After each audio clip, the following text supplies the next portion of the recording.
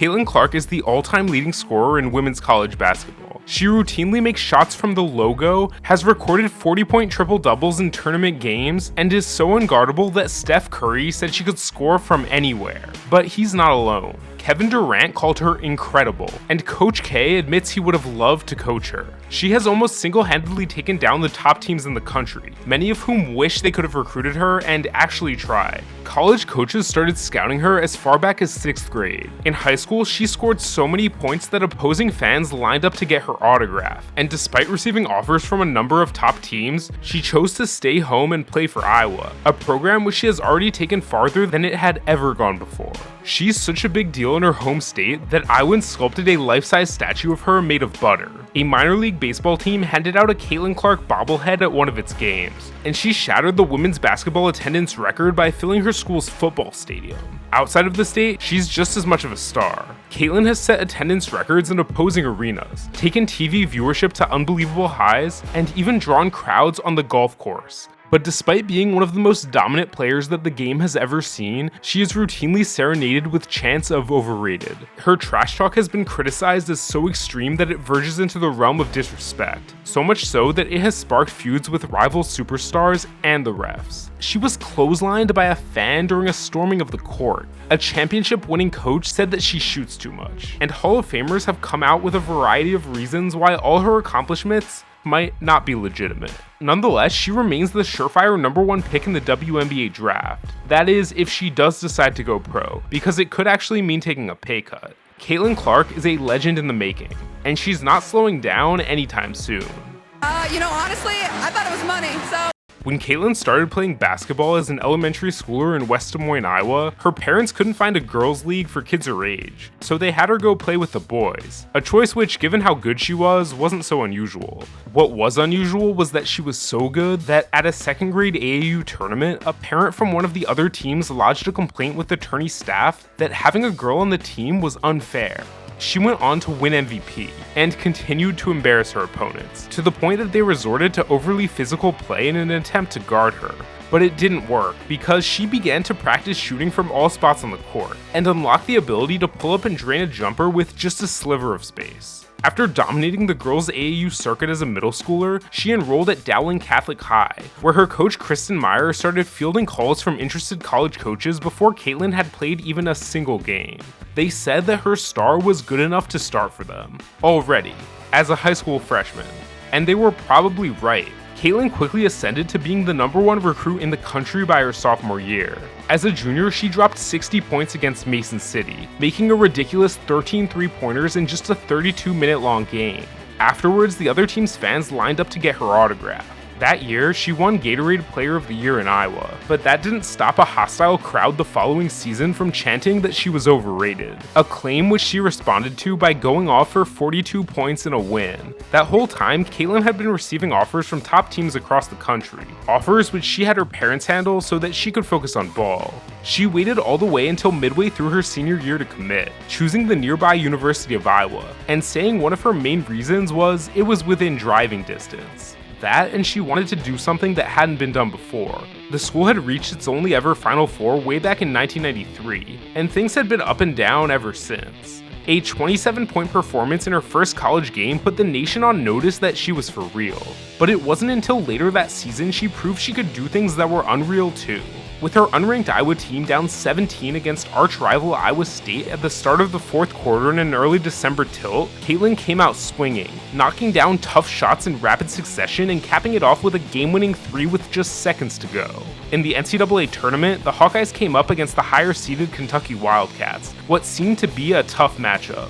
But it was not, as Caitlin single-handedly outscored the entire Kentucky team in the first half, finished with 35 points, and led her team to an upset berth in the Sweet 16. I knew this was kind of a shooter's gym, so I had a feeling I was going to shoot it well. Speaking of things that aren't supposed to happen on the basketball court, Caitlin's entire game makes no sense. She routinely launches threes from the logo, and consistently makes buckets that other players would be benched for even attempting. It seems obvious that shots from farther out would be more difficult to make, but not for Caitlin. Her shooting percentage on long distance threes has consistently been higher than it is for short distance threes, which is probably because she's wide open thanks to spotting up from places that other teams wouldn't even think to defend. In fact, there's only a single NBA player who shoots a higher percentage on these deep threes, and it's Steph Curry, a man who not only is a fan of the Iowa Star, but who has said that her release is pretty much identical to his own. But even somebody as great as the multi-time NBA champion and MVP couldn't do it alone, something that Caitlin had to learn. Despite her heroics, Iowa's season ended in heartbreak against top-seeded UConn in 2021. Used to carrying her team by playing hero ball up to this point in her career, the freshman hadn't adjusted to the reality that her teammates now were really good players too. To get to the next level, the NCAA's leading scorer would have to share the rock. As a sophomore, Caitlin focused on her passing, dishing the ball out of frequent double teams and finding open shooters. By the end of the year, she led the nation in assists with 8 per game. But in the tournament, 2-seeded Iowa's run ended in shocking fashion, as they were knocked off by number 10 Creighton in a nail-biter. Caitlin's shot had a rare off night, and so did those of her teammates, with Hawkeye's role players shooting a dismal 29% from the field. The upset proved that anything can happen in March, but the point guard's trust in her teammates went way deeper than one bad game. Part of being a great player is knowing that when you get knocked down, you need to get back up, and it helps to have a bit of an edge. You need to let your opponent know that they better not mess with you again. Caitlin has made this into an art. She trash talks pretty much constantly throughout a game. When she gets mad, she's not above committing a bad foul, just enough to remind you that she's capable of going a bit crazy. And when she hits a big shot, she will celebrate, excessively.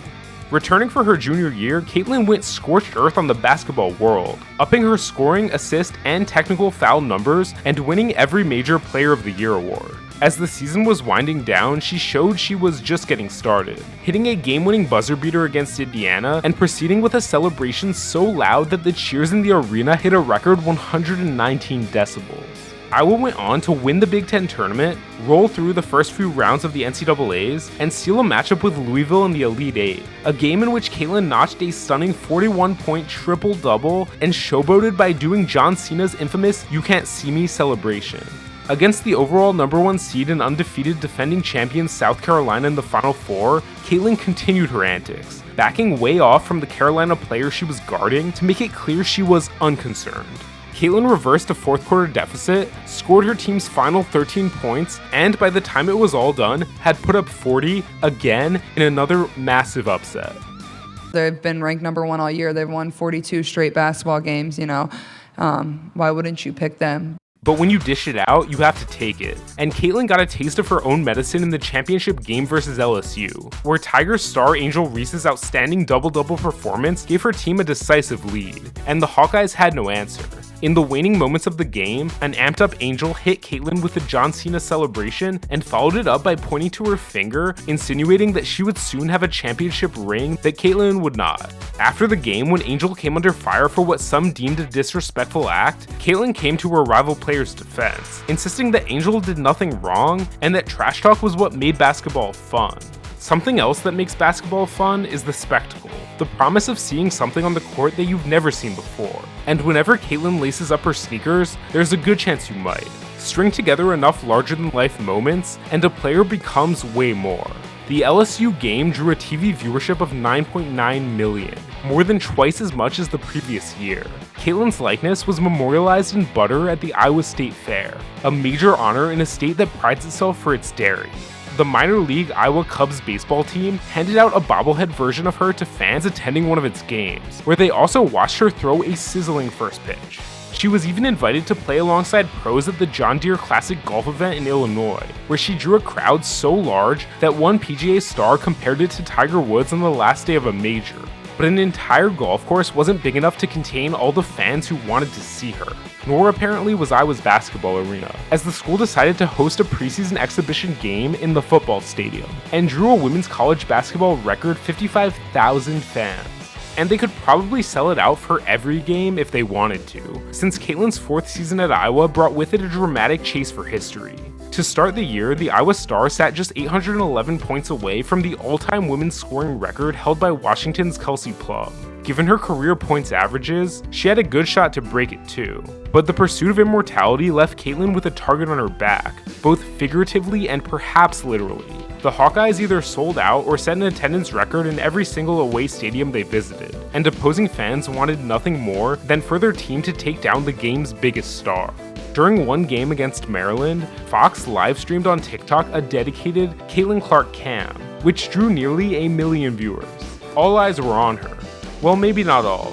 After scoring 45 in a disappointing overtime loss at Ohio State, Caitlin made for the exit as Buckeyes fans stormed the court, only to find herself blindsided by an exuberant OSU fan who seemingly wasn't paying attention. After a few scary moments on the floor, Caitlin ended up being okay. It would take way more than that to stand between her and the record books. Because aside from the scoring record, Caitlin was gunning for another record too, the record of most shade taken. LSU coach Kim Mulkey, during a seemingly random post-game press conference after a win against Texas A&M, took a thinly veiled shot at the Iowa point guard, saying that she was happy with her team, specifically because they didn't have anybody taking 40 shots per game. WNBA legend Sheryl Swoopes, in an appearance on the Gilbert Arenas podcast, took aim as well, saying that even if Caitlin were to set the scoring mark, she might not have truly broken the record. Why? Because Caitlin should have set the record in 4 years, and her bonus 5th COVID year made the performance worthy of an asterisk. Not to mention that Caitlin was a 25-year-old playing against teenagers. Oh, and she was also of course taking 40 shots per game. All solid arguments, except for the fact that none of them were true. Caitlin was in her 4th year, only 22 years old, and her average number of shots per game was closer to 20. COVID actually meant that she had played in fewer games than the scorers she was chasing. But everyone is entitled to their opinion, and whether or not the record should count, Caitlin was hurling towards it with meteoric velocity. With each game she played, the number needed to break it steadily dipped down, and by mid-February she stood just 8 points away. Facing Michigan, number 22 was all business from the opening tip, and just minutes into the first quarter, she decided to break the record in style, launching a signature logo 3, which was of course nothing but net. As if that wasn't enough, she gave the adoring home crowd even more reasons to celebrate, scoring a career-high 49 in a comfortable win. Honestly, I didn't know if it was going to go in because it was a deep one, but then it goes in. The great players have a way of making even the inevitable seem exciting. And another inevitability is that Caitlin will be the number 1 pick in the WNBA draft whenever she decides to declare. It might not be right away, since her critics were right about one thing. She does have an extra year of eligibility due to COVID, and could return to Iowa for a 5th season. Doing so might make sense too, since she earns an estimated $800,000 per year in NIL deals, and her projected pro salary would be roughly 1/10 as much. But she'll probably carry plenty of those endorsements with her to the next level, so the choice could be tough. And she still has unfinished business. Regardless of what she decides, Caitlin's focus has always been on just one thing: ball. It really always has been that simple. And as her legend continues to grow, history is now the one that's chasing her.